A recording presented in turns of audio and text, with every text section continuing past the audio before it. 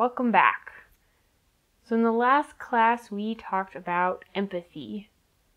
Empathy is such a valuable tool for helping our children build their blueprints. And one of the reasons it can be so powerful is because it can help the brain to regulate. Now what do I mean by that, regulate? Regulating is basically moving from a state of chaos to a place of peace, calm, awareness, presence. So let me give you an example. Your child is having a meltdown, kicking, screaming, crying, out of control, and you try to help, but they're just not having it. Your child in that moment is dysregulated. And sometimes this heightened experience of theirs triggers something in you as well. You feel the need to just make it stop and might start lashing out at them in return. Then you're both dysregulated. Your minds are freaking out. It's more than you feel like you can handle. And you might think something needs to happen in that moment. But before you can do anything else, you need to calm, become regulated. And before we look at how to do that, let me dig into what's happening in your brain and your child's brain in that moment. So basically there are these three parts of the brain. Dr. Dan Siegel, who is a pioneer in the field of interpersonal neurobiology, came up with this hand model of the brain, an easy way to explain what's going on in your head. So let me show you. There's the lower brain, which is like your brain stem, your palm of your hand. Then there's the middle brain, your thumb, and then the higher brain that goes over it all. So the lower part of your brain, the brain stem, is your primal or survival center. In here lies the things that keep you going, like breathing or blinking, as well as the things that keep you safe, like your fight or flight response.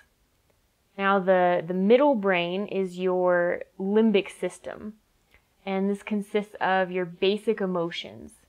This is developing a lot up until about age 7, so young kids can live in this area much of the time. And then there's the higher brain, or neocortex.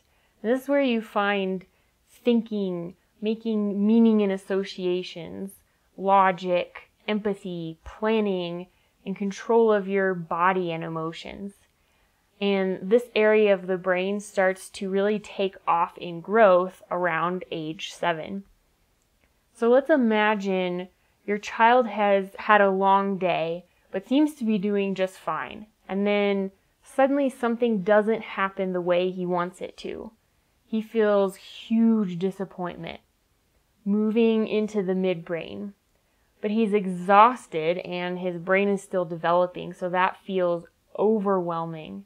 He doesn't know what to do with this feeling. It's overtaking him, becoming more than he can bear. There's nowhere for this big emotion to go, so he goes down into survival mode, fight, flight, freeze. He can't rationalize, he can't control himself, he can't help himself. He isn't operating from his higher brain and can't access those things. Now here's the important thing to remember. When a child is in this state, we can so easily feel the need to teach, to try to get the behavior to stop, show him that this isn't the way to get what he wants. And we might threaten or ignore. And when we do that, we are literally leaving him to his own defenses in the fight for his life. Because that's what it feels like in his brain. This is survival, life or death. Of course, when you're using your higher brain, that might seem like a huge over-exaggeration. It's only this little thing. It's obviously not that big of a deal. It's not going to kill him to not get what he wants, to deal with a little disappointment. But let's think about yourself and your own responses for a minute. Think of those times when you feel the most angry, scared, or helpless. I'll give you an example of my own. So when my first child was only 2 months old and wouldn't sleep aside from me holding her, I was exhausted, tired in a way I had never known before. And I felt like I had to do something to get her to sleep on her own. I thought she had the problem that needed to be fixed. What I didn't realize at the time was that what was really going on in my head. Now I can look back and see I was so tired. And when she wouldn't let me sleep, I felt completely helpless. Because my subconscious brain was saying, I need sleep. I can't get sleep like I have before. I can't get sleep like I need it. If I can't get sleep, I won't be able to function. And if I can't function, I can't live. And if I can't live, I'll die. This is gonna kill me, and I have to survive. And this happens a lot more often than we realize. Our minds are following these worst case scenario trails of thought, doing what it has to do to survive, convincing us that maybe someone else or something else is the problem that has to be fixed, making us do things we wouldn't normally choose to do or act in ways we don't really want to. We don't usually think of adult meltdowns in the same way as kid meltdowns, though. When our society tells us that a child who acts out needs to be taught a lesson, but an adult who acts out toward their child is a good parent providing appropriate discipline, when really it's the same thing going on in both brains. And while the details may differ, they both need the same thing, to move out of that lower brain back into the higher brain, to get out of fight or flight into thinking, reasoning, learning, to regulate. Now we can try to force a behavior change in that moment, and it might work because fear is a powerful motivator. And when you're already in survival mode and someone threatens to hurt you, if you don't stop that right now, you're getting a spanking. That becomes part of your survival too. You may quit the behavior, but you're not regulating. You're adapting to survive. And when you are still just trying to survive, you're spending more and more time in that primal part of your brain, which, let me tell you, is a really shitty place to live when you don't have access to all this other stuff in your head that would make life much more enjoyable. And this is why, if we focus mainly on changing the obvious behavior, we can create well-behaved kids at the cost of putting things on their blueprint that will only help them to survive their childhood, not to thrive into adulthood. And ultimately, that's what we want, right? Thriving people. People who don't just act kind, but are really kind at the core. People who don't just behave well, but who choose to behave in ways that bring them real connection with others and fulfillment and success in their lives. And to do that, we need to learn to look for what is going on behind the outer behavior. How many times have you seen some behavior you didn't like from your kids, and then later they start throwing up, or you find out they were teething or had some injury? Oh, that explains it. Just like that, every single behavior has a reason behind it. And just like punishment won't erase sickness, it won't fix what's going on that's causing the behavior in the first place. Now, I want to emphasize all that because parenting by behavior modification has been passed down as the perfect method for generations. But what got us here won't get us where we want to go. And if we want to stop living in survival mode, we've got to start using a different part of our brains. This is what regulation does, moves us out of our lower brain into the part of the brain where we can actually learn to overcome challenges, work through problems with the people around us, become more patient, understanding, resilient, and loving, where we can really love the life we're living. We cannot expect to teach our kids anything if they are dysregulated. Teaching can and will happen later, but they cannot learn the things we want them to learn if they are not regulated and operating out of their higher brain. So how do we do that? How do we regulate? Well, we're each unique human beings and every situation is different. You have to find what works best for you and your child, and that'll take practice, trying different things to see what helps. Empathy can be a useful one, validating what someone is experiencing to make it more safe and acceptable so they can move out of the life or death feeling and into comfort and security. Also, looking for the need. Oftentimes there's a need behind that chaotic behavior that if you can meet it, you can cause regulation. For example, when my daughter was younger, we realized that one big factor in many of her meltdowns was food. If she hadn't eaten in a while and then something happened, she became completely dysregulated. So in those moments, we learned that she needed some sort of edible something in her mouth in order to calm down. And as soon as she would eat something, everything was fine again. Now, I don't recommend force feeding your child. That doesn't help. But we could usually give her like an M&M or something, and that did it. She was calm enough to eat more and move back into her higher brain. Now you might think, well, isn't she just learning that if she has a meltdown, she gets candy or that she gets what she wants? In a sense, she could.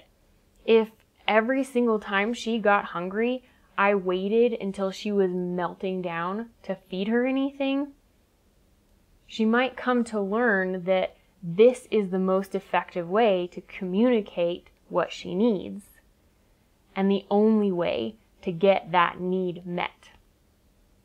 But that's not what we're doing because it's not the only factor here. Let me explain this a bit more with the bonding cycle, the process where children develop attachment to their caregivers. So picture it like a circle. So this cycle is where our child starts up here, just hanging out and okay. Then they feel a need, and what do? They express the need. So we see their expression, and we respond by meeting the need. Then their need gets met. And then they settle back up here until the next need arises. So for example, your baby feels hungry. They start opening their mouth looking for milk or chewing on their fists. You see, oh, you must be hungry, and you feed them. Everything is right with the world again. Following this cycle over and over again in the early years puts this pattern on your child's blueprint. Their brain learns what it looks like to have a need, express the need, and get the need met. And being the one who meets that need for them initially is what later allows them, in their own time, to learn other ways of expressing or getting needs met, like meeting their own needs. Because the pattern is there. And if you don't complete that cycle for them when they're young, they can't naturally grow into completing it for themselves. They can only learn to adapt and survive. And this is where many addictive behaviors can grow out of. Just one way of coping with not getting your needs met. And here's the other thing.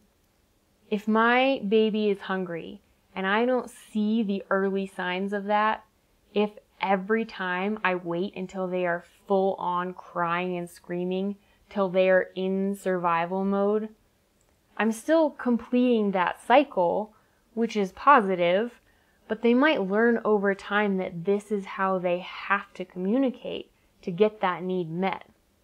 That they have to do this behavior, or that they have to go into fight or flight. And that eventually develops into, I can't just ask for what I need. I have to get really angry about not getting what I need. And that's not what we want our kids to learn here. The goal is not to wait until they get to that point to give them what they need. We want to be able to help them when they do get to that point, and at the same time work on prevention and strengthening their skills for the next time, which we'll dig into more in the next couple of classes. But you want to start looking for the earlier warning signs. Look for the needs you can help them meet before it turns into dysregulation. Oh, we've just been in this environment all day that is pretty draining for my child. So what can I do to refill their cup, re-energize them a bit? These are skills that will serve them well for the rest of their life. Both knowing what will help them to regulate once they're in a state of dysregulation, and how to keep up with their feelings and needs so they don't have to go into meltdown and overwhelm and way too stressed out mode. And this is what you're going to work on in you now too. Because we can't expect our kids to learn how to do what no one is modeling for them. So grow together with your children. Just like needs are designed to work in this cycle and not cause dysregulation, your feelings are not meant to overtake you. They don't have to push you directly into the lower part of your brain. They're like waves of the ocean, coming up, peaking, and then dissipating. But when we haven't learned how to allow our feelings to follow this natural course of theirs, they easily become more than we can handle and send us straight into fight, flight, or freeze. So with our needs, healing a broken cycle looks like paying attention to our needs and meeting them, while also teaching our minds how to get out of it when we let it get too far. And then with emotions, healing looks like paying attention to what we're feeling when it first arises and allowing ourselves to feel that feeling in the moment, while also teaching our feelings to escape the lower brain as well, which can mean just releasing those feelings in a safe way, like with a friend who will listen and empathize, or even with yourself, just journaling or talking to your own mind. Mindfulness is also a good tool for regulating. So paying attention to your body, your breathing, what sensations you're feeling, what you can see, touch, smell, taste, or hear. grounding yourself to the physical things both within and around you. Sensory experiences can help a lot, like running your hands under warm water or taking a bath, touching something soft or petting an animal, playing with rice or clay or finger painting. And then movement, doing some yoga, running, walking, hitting a pillow, coloring, breathing exercises, ripping paper. That's one my 6-year-old really likes when she is super dysregulated, just ripping things up into a bunch of tiny pieces. And then connecting with other people. Hugs, holding hands, getting a massage, doing an activity together, talking with a partner, friend, coach, or therapist. Everything is not going to work for every person. And even every time with the same person. It takes some experimenting to see what feels good to you and your children. One child might want to be hugged and held tightly. Another might want to just know that you're close by and available when they're ready to come to you. Your partner might want to talk things out with you. You might want to be alone to do something for yourself. Take the time to try different things. See what works and what doesn't work. And as much as you can, take a moment to regulate yourself before helping your child. And that doesn't mean you should leave them alone in their time of need, but find one little thing that gives you a bit of oxygen, at least enough to be there for them in a way that is supportive and uplifting, until you can do more of what you need for yourself afterward. As you find what helps you regulate and calm, I would love to hear about it. What are the creative ways you've found to get yourself and your children out of survival mode and into the higher brain? Write them down to give yourself a better idea of all these skills you can use in those challenging moments. And in the coming lessons, we'll get into how to use our upper teaching brain to connect with our children's upper learning brain. If you'd like to learn more about Dr. Siegel's hand model of the brain, Google flipping your lid. Flipping your lid. It's an easy way to show your kids what is going on in their minds as well. So until next time, keep building this life that you love to live.